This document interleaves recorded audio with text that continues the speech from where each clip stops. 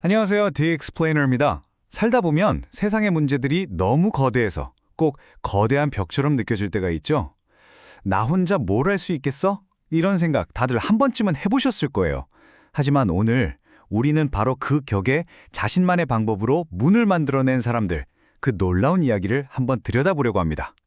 거대한 시스템에 맞서서 한 개인이 얼마나 똑똑하고 또 창의적으로 세상을 바꿀 수 있는지 지금부터 함께 보시죠. 숲 바닥에 쓰러져 있었어요. 사슴에게 바쳐서요. 이것만으로도 충분히 충격적이지 않나요? 오늘 이야기는 이 강력한 한마디로 시작합니다. 물리학자 케이트 스톤은요, 외딴 숲에서 갑자기 나타난 수사슴의 공격으로 정말 목숨을 잃을 뻔했어요.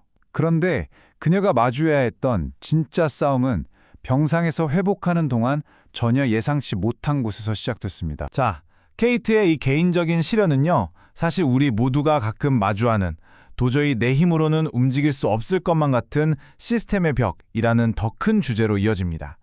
예를 들면 언론이라든지 정부 아니면 사회에 깊게 박힌 편견 같은 그런 거대한 문제들 말이죠. 케이트가 병원에서 사투를 벌이고 있을 때 언론은 전혀 다른 이야기를 퍼뜨리고 있었어요.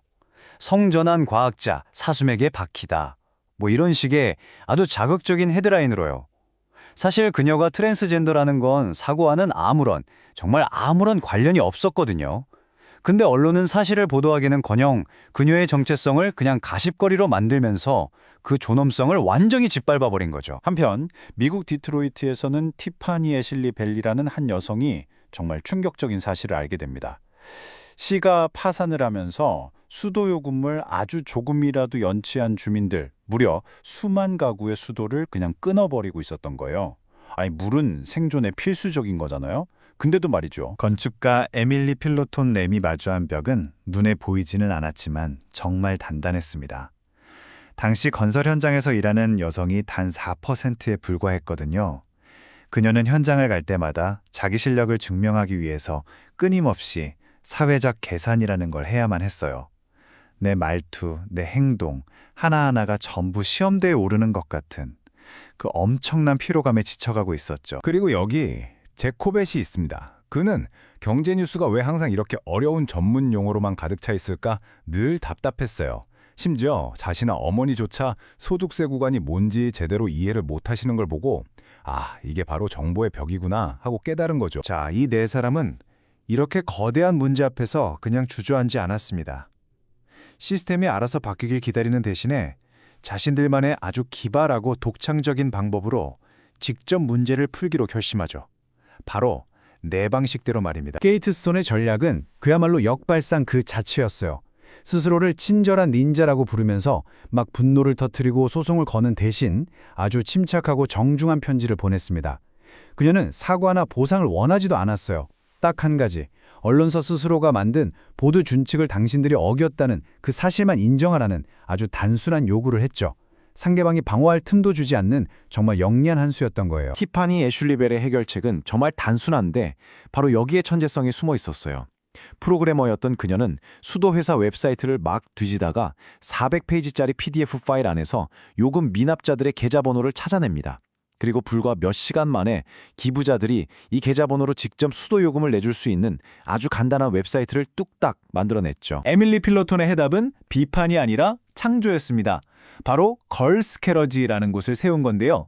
여학생이나 성별 다양성을 가진 청소년들이 누구 눈치도 안 보고 마음껏 건축 기술을 배우는 그런 안전한 공간이에요. 주변에 용접할 줄 아는 11살 소녀 몇 명이나 아세요?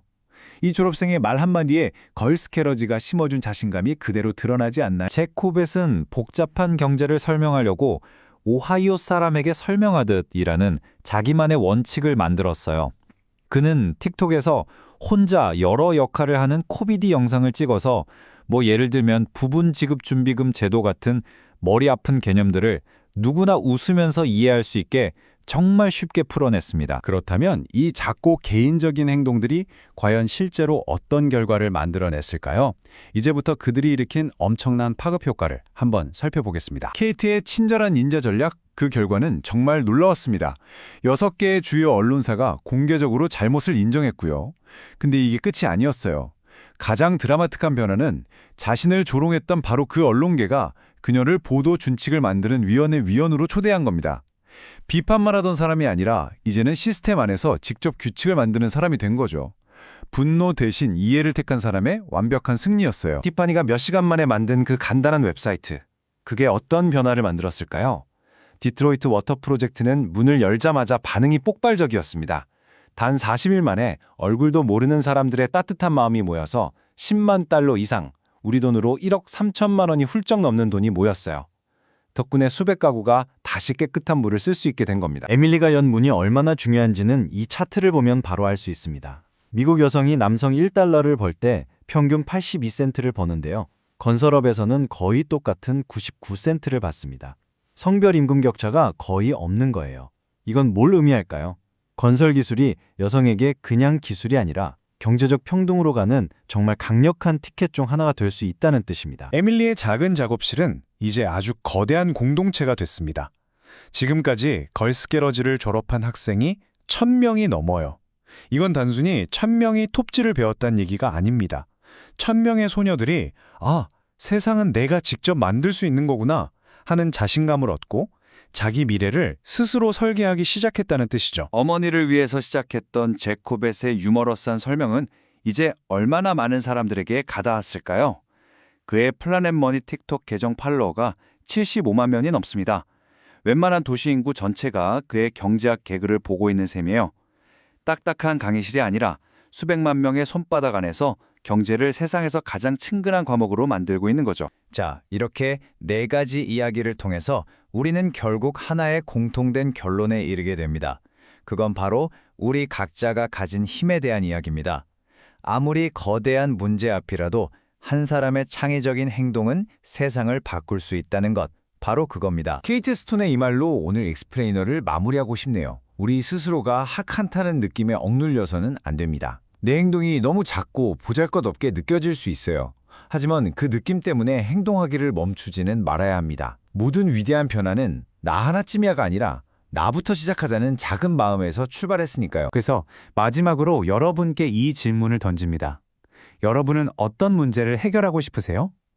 여러분만의 친절한 닌자 전략, 여러분만의 간단한 웹사이트는 과연 무엇이 될 수 있을까요? 오늘 이야기가 그 답을 찾는 작은 영감이 되었기를 바랍니다.